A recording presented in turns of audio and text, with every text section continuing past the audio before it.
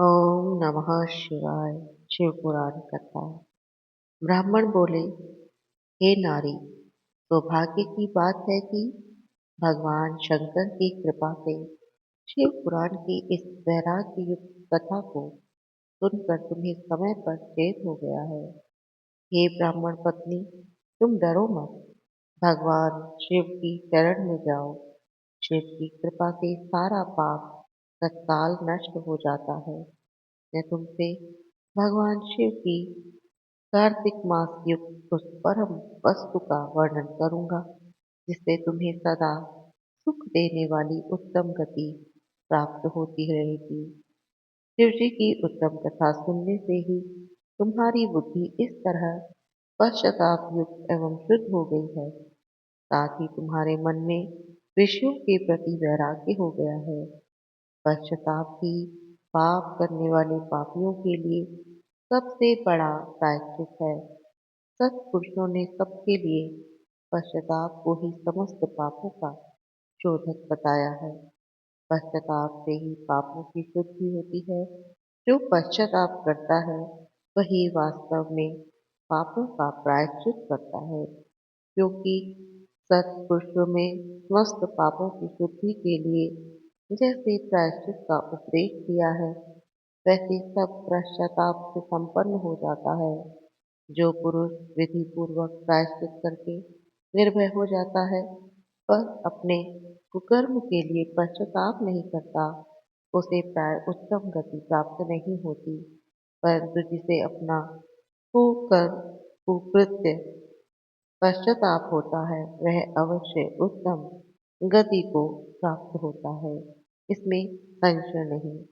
इस शिव पुराण की कथा सुनने से जैसे चित्त शुद्धि होती है, वैसी दूसरे उपायों से नहीं होती। जैसे दर्पण साफ करने पर निर्मल हो जाता है, उसी प्रकार इस शिव पुराण की कथा से चित्त अत्यंत शुद्ध हो जाता है। इसमें संशय नहीं। मनुष्य के शुद्ध चित्त में जगदम्बा पार्वती सहित भगवान शिव विराजमान रहते हैं। इससे यह विशुद्ध आत्मा पुरुष ऋषभ सदा शिव के पद को प्राप्त होता है।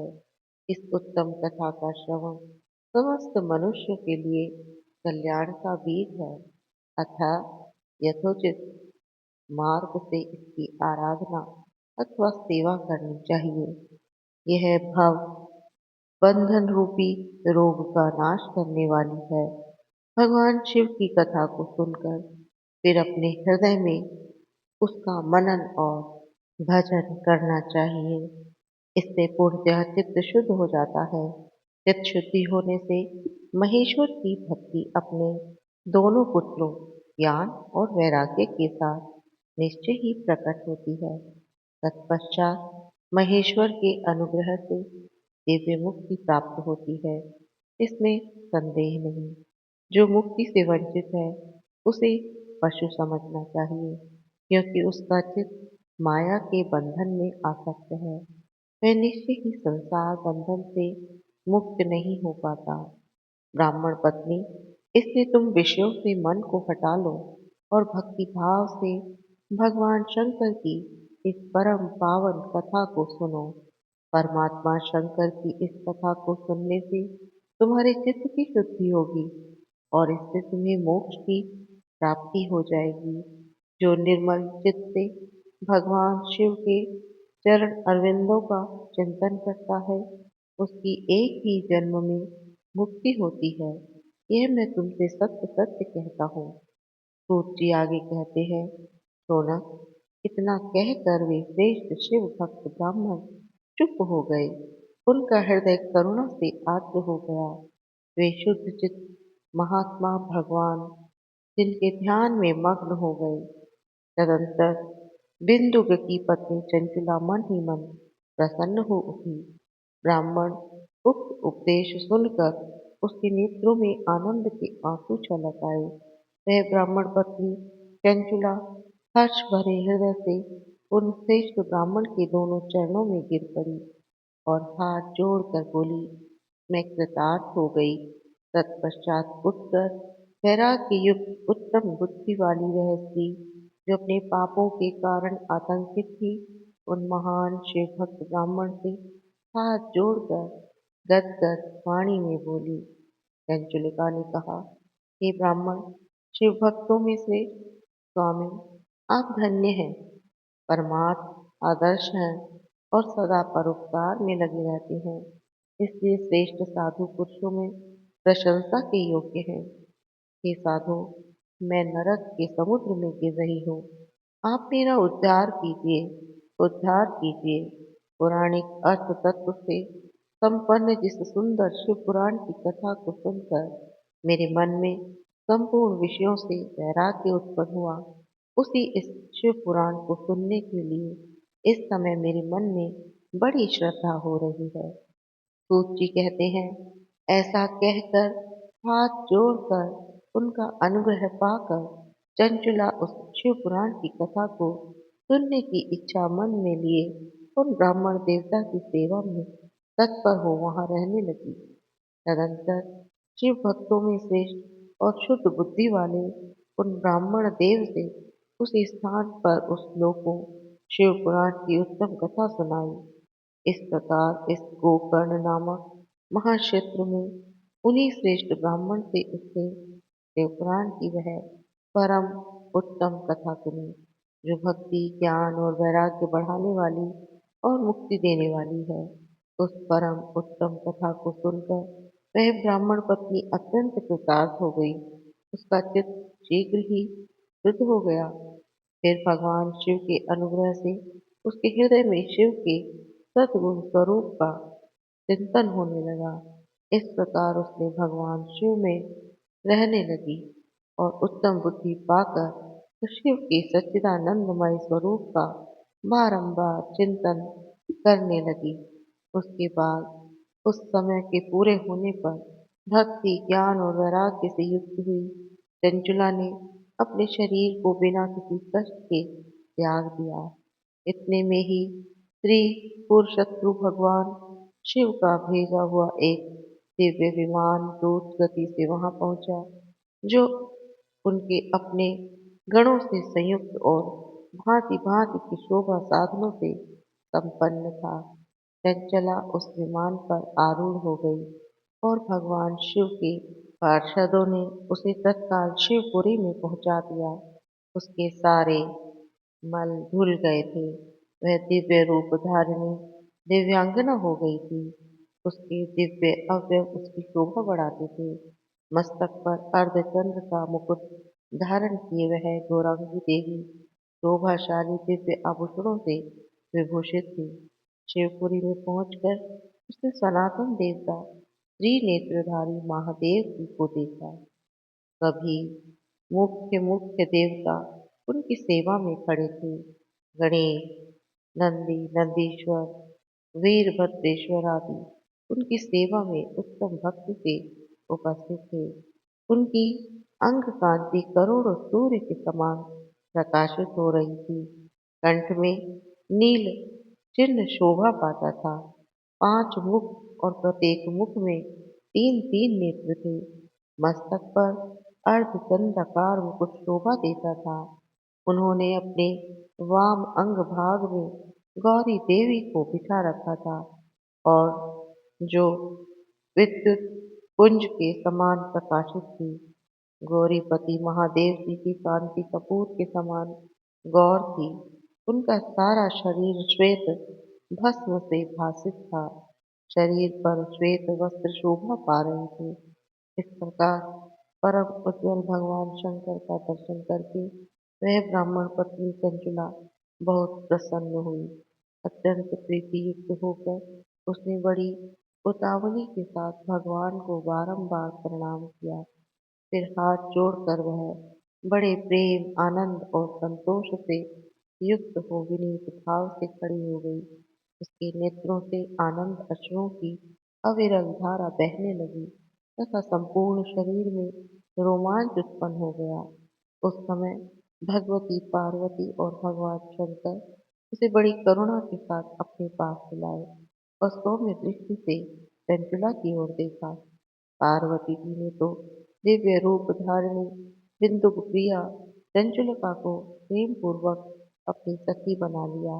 वह उस परम आनंद घन ज्योति स्वरूप सनातन धाम में अविचल निवास पाकर दिव्य सोच से संपन्न हो अक्षय सुख का अनुभव करने लगी। सूत जी बोले, शौनक, एक दिन परम आनंद में निमग्न हुई चंचला ने उमा देवी के पास जाकर प्रणाम किया और दोनों हाथ जोड़कर वह उनकी स्तुति करने लगी। चंचला बोली, गिरिराज नंदिनी स्कंद माता उमे, मनुष्य ने सदा आपका सेवन किया है। समस्त सुखों को देने वाली शुभ प्रिय आप ब्रह्म स्वरूपिणी हैं। विष्णु और ब्रह्मा आदि देवताओं द्वारा सेव्य हैं। आप ही सगुणा और निर्गुणा हैं तथा आप ही सूक्ष्म सच्चिदानंद स्वरूपिणी हैं। आद्या प्रकृति हैं। आप ही संसार की सृष्टि हैं, पालन और संहार करने वाली हैं। तीनों गुणों का आश्रय भी आप ही हैं। ब्रह्मा, विष्णु और महेश्वर, इन तीनों देवताओं का आवास स्थान और उनकी उत्तम प्रतिष्ठा करने वाली परम शक्ति आप ही हैं। सूत जी कहते हैं, शौनक, जिसे सद्गति प्राप्त हो चुकी वह चंचला इस प्रकार महेश्वर पत्नी उमा की स्तुति करके सिर झुकाए चुप हो गई। उसके नेत्रों में प्रेम के आंसू उमड़ आए। तब करुणा से भरी हुई शंकर प्रिया भक्त वत्सला पार्वती देवी ने चंचला को संबोधित करके बड़े प्रेम से इस प्रकार कहा। पार्वती बोली, सखी चंचले सुंदरी, मैं तुम्हारी की हुई इस स्तुति से बहुत प्रसन्न हूँ। बोलो, क्या वर मांगती हो? तुम्हारे लिए मुझे कुछ भी अदेय नहीं है। चंचला बोली, निष्पाप गिरिराज कुमारी, मेरे पति बिंदु इस समय कहाँ है? उनकी कैसी गति हुई है यह मैं नहीं जानती। कल्याणमयी तीन वत्सले मैं अपने उन पति देव से जिस प्रकार संयुक्त हो सकूं वैसा ही उपाय कीजिए। महेश्वरी, महादेवी, मेरे पति एक शूद्र जातीय वैश्य के प्रति आसक्त थे और पाप में ही डूबे रहते थे। उनकी मृत्यु मुझसे पहले ही हो गई थी। न जाने वे किस गति को प्राप्त हुए हैं। गिरिजा बोली, बेटी, तुम्हारा विद्युत नाम वाला पति बड़ा पापी था। उसका अंतकरण बड़ा ही दूषित था। वैश्य का उपभोग करने वाला वह महामूढ़ मरने के बाद नरक में पड़ा। अगणित वर्षों तक नरक में नाना प्रकार के दुख भोग कर वह पाप आत्मा अपने शेष पाप को भोगने के लिए विंध्य पर्वत पर पिशाच हुआ है। इस समय वह पिशाच अवस्था में ही है और नाना प्रकार के क्लेश उठा रहा है। वह दुष्ट वही वायु पीकर रहता है और सदा सब प्रकार के कष्ट सहता है। सूत जी कहते हैं, शौनक, गौरी देवी की यह बात सुनकर उत्तम व्रत का पालन करने वाली चंचला उस समय पति के महान दुख से दुखी हो गई। फिर मन को स्थिर करके उस ब्राह्मण पत्नी ने व्यथित हृदय से महेश्वरी को प्रणाम करके पुनः पूछा। चंचला बोली, महेश्वरी, महादेवी, मुझ पर कृपा कीजिए और दूषित कर्म करने वाले उस दुष्ट पति का अब उद्धार कर दीजिए। हे देवी, कुत्सित बुद्धि वाले मेरे उस पाप आत्मा पति को किस उपाय से उत्तम गति प्राप्त हो सकती है यह शीघ्र बताइए। आपको नमस्कार है। पार्वती ने कहा, तुम्हारा पति यदि शिव पुराण की पुण्यमयी उत्तम कथा सुने सारी दुर्गति को पार करके वह उत्तम गति का भागी हो सकता है। अमृत के समान मधुर अक्षरों से युक्त गौरी देवी का यह वचन आदर पूर्वक सुनकर चंचला हाथ जोड़ मस्तक झुकाकर उन्हें बारंबार प्रणाम किया और अपने पति के समस्त पापों की शुद्धि और उत्तम गति की प्राप्ति के लिए पार्वती देवी से प्रार्थना की कि मेरे पति को शिव पुराण सुनाने की व्यवस्था होनी चाहिए।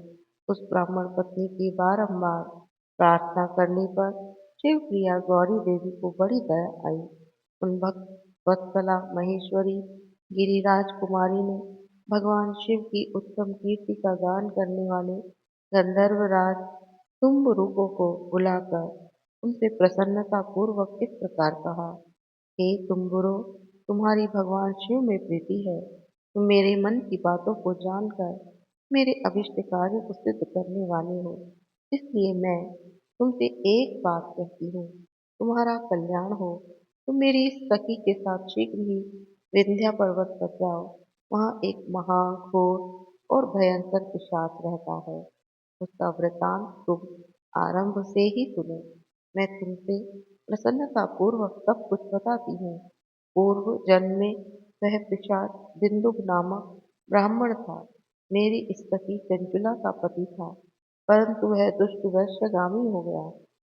स्नान संध्या आदि नित्य कर्म छोड़कर अपवित्र रहने लगा है। क्रोध के कारण उसकी बुद्धि मूढ़ता पर छा गई है। वह कर्तव्य कर्तव्य का विवेक नहीं कर पाता तथा अभक्ष्य भक्षण, सज्जनों से द्वेष और दूषित वस्तुओं का दान लेना यही उसका स्वाभाविक कर्म बन गया है। वह अस्त्र शस्त्र लेकर हिंसा करना और हाय हाथ दिखाना, तीनों को सताता और क्रूरता पूर्वक पराये घरों में आग लगा देता है। चांडालों से प्रेम करता है और प्रतिदिन वैश्य के संपर्क में रहता था। बड़ा दुष्ट था। वह पापी अपनी पत्नी का परित्याग करके दुष्टों के संग में ही आनंद मानता था। वह मृत्यु पर्यंत दुराचार में ही फंसा रहा। फिर अंतकाल आने पर उसकी मृत्यु हो गई। वह पापियों के भोग स्थान घोर यमपुर में गया। वहाँ बहुत से नरकों का उपभोग करके वह दुष्ट आत्मा जीव इस समय विंध्य पर्वत पर पिशाच बना हुआ है। वहीं वह दुष्ट पिशाच अपने पापों का फल भोग रहा है। तुम उसके आगे यत्न पूर्वक शिव पुराण की इस दिव्य कथा का प्रवचन करो, जो परम पुण्यमयी है तथा समस्त पापों का नाश करने वाली है।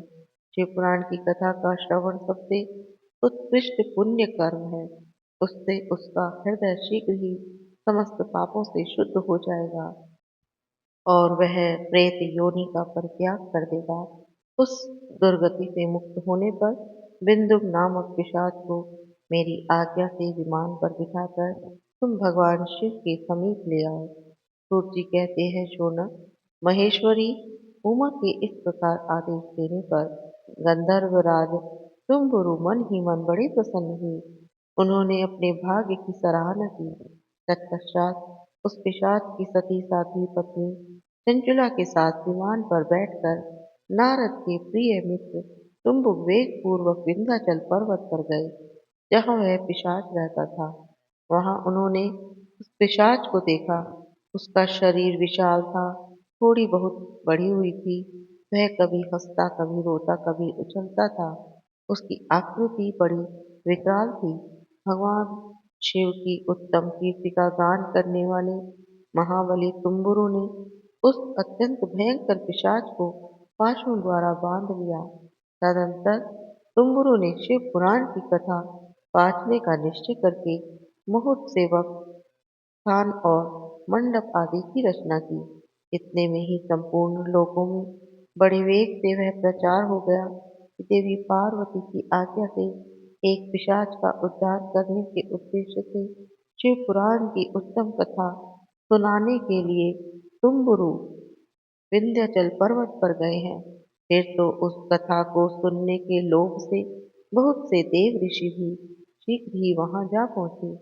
आदर पूर्वक शिव पुराण सुनने के लिए आए हुए लोगों का उस पर्वत पर बड़ा अद्भुत और कल्याणकारी समाज जुट गया।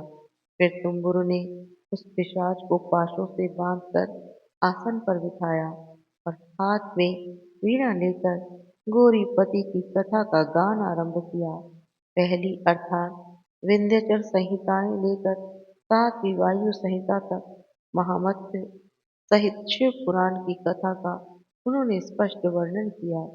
सातों संहिताओं सहित शिव पुराण का आदर पूर्वक श्रवण करके वे सभी श्रोता पूर्णतः कृतार्थ हो गए। उस परम पुण्यमय शिव पुराण को सुनकर उस पिशाच ने अपने सारे पापों को धोकर उस पिशाचिक शरीर को त्याग दिया। फिर तो शीघ्र ही उसका रूप दिव्य हो गया। अंग कांति गौर वर्ण की हो गई। शरीर पर श्वेत वस्त्र और सब प्रकार के पुरुष उचित आभूषण उसके अंगों को उद्भासित करने लगे।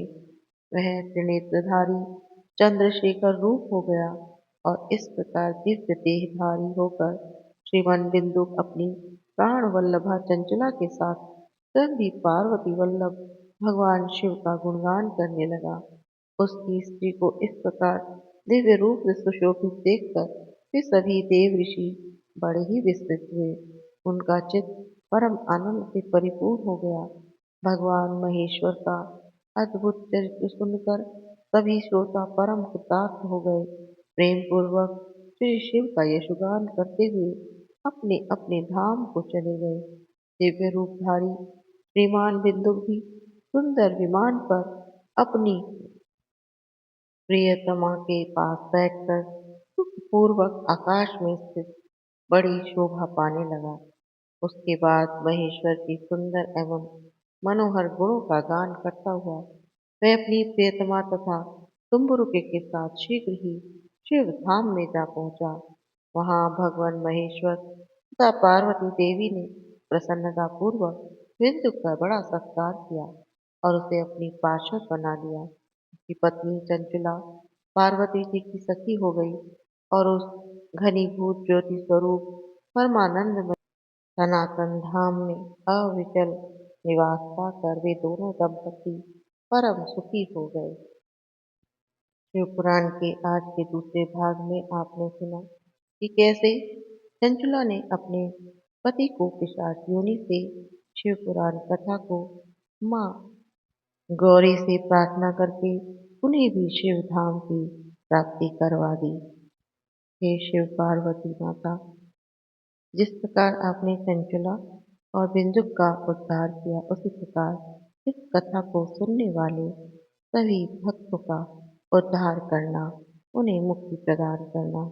ओम नमः शिवाय। ज्ञानवीर टीवी में शिव पुराण कथा के दूसरे भाग में आपने सुना। आगे की कथा के लिए चैनल पर बने रहिए।